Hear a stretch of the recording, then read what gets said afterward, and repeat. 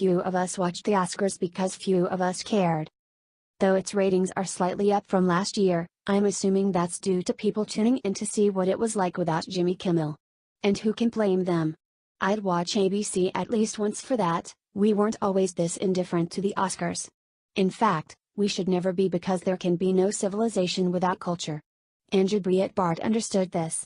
His axiom that politics is downstream from culture implied that the latter made the former possible.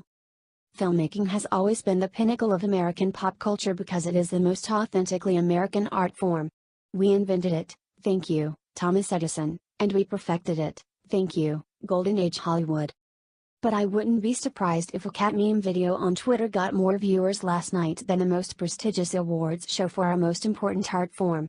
At a time when we're haunted by the specter of American decline, which some of us are doing our damnedest to chase off, no thanks to Hollywood, it's not exactly heartening to see our cultural capstone crumbling under the weight of its own irrelevance.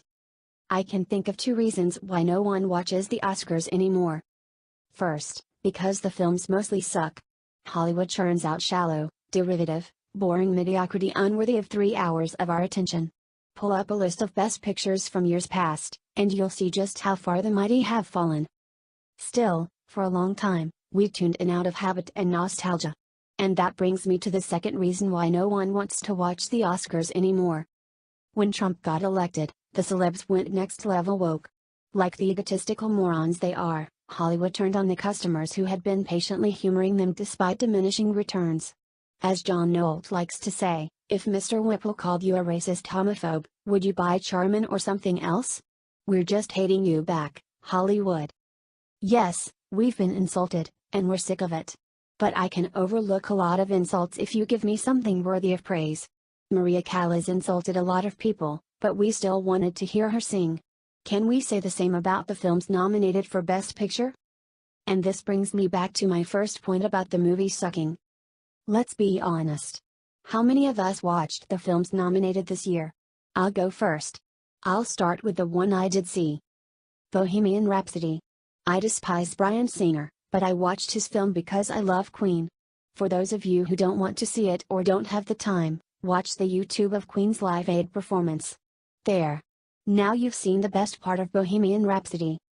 Roma. I tried to watch it. I really did. I got through the opening sequence where a woman is mopping water down a drain for what feels like forever. It was an apt metaphor for my receding patience. I quit about 5 minutes in and felt guilty for doing so because the film came highly recommended by a colleague I respect. But to be honest, I felt more obliged than inclined to watch it, and I'm tired of movies that are more important than enjoyable. A Star is Born. It's been reborn 4 times. It's had more reincarnations than Shirley MacLaine. Let it reach nirvana already. Vice.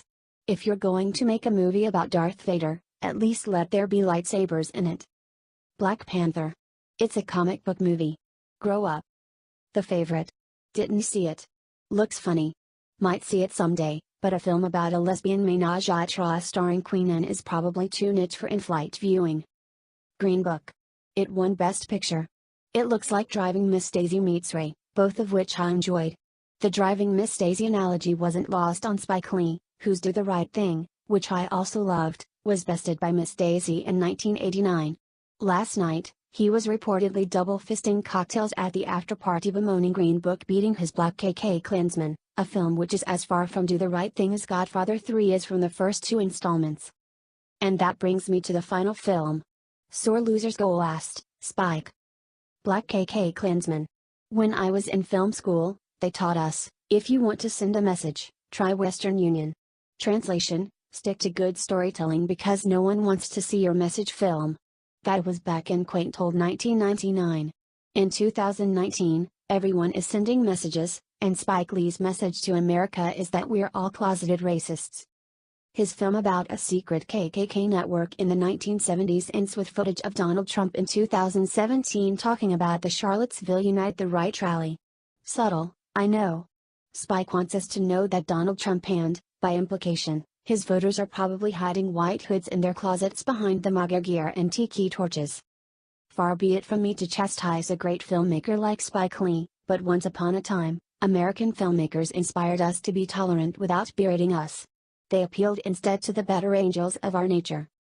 Take, for example, the great George Stevens, who won the Best Director Oscar in 1957 for his masterpiece Giant.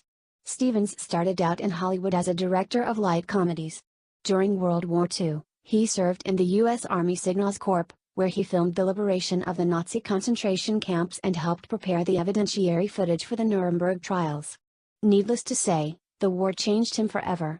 For the rest of his life, he dedicated his artistic talent to making sure the horrors he witnessed were not repeated. Without lecturing or insulting his 1950s audience, Stevens used his epic film about Texas to show that our patriotism transcends race. In one of the film's most moving sequences, Stevens depicts the return home of the flag-draped casket of Angel Obregon, a Mexican-American cowboy who the audience has seen grow up from a baby into the first young man on the ranch to volunteer to serve in World War II. Stevens needed no dialogue to convey his message. Instead, he showed us a burial at dusk. A Catholic priest blesses Angel's casket, an honor guard fires a three-volley salute, and a choir of Mexican-American children sing the Star-Spangled Banner as Angel's weeping parents are handed the flag their son died to defend. The subtext was not lost on the patriotic Americans of 1957 who had lost so many of their own sons in that war.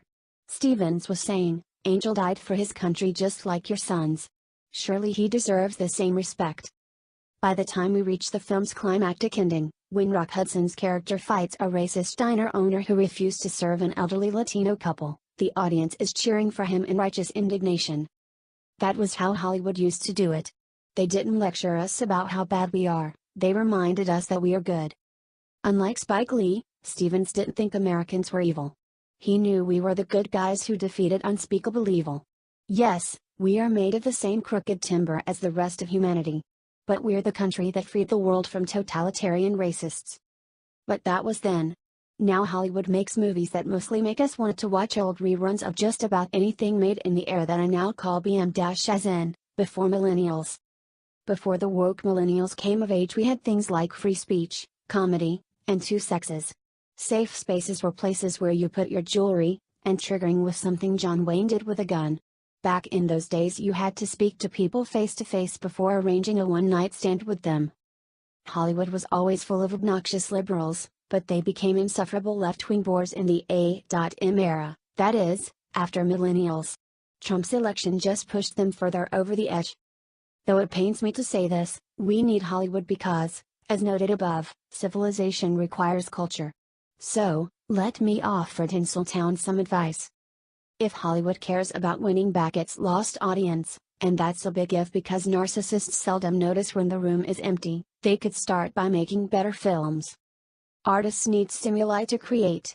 I suggest they tap into the rich reservoir that is America by actually getting to know the American people. They could start by leaving their coastal bubbles and venturing forth into flyover country. Imagine their surprise when they learn we're not all Klan members. And who knows, with a little luck they'll be inspired to make a movie that hasn't been remade 3 times already.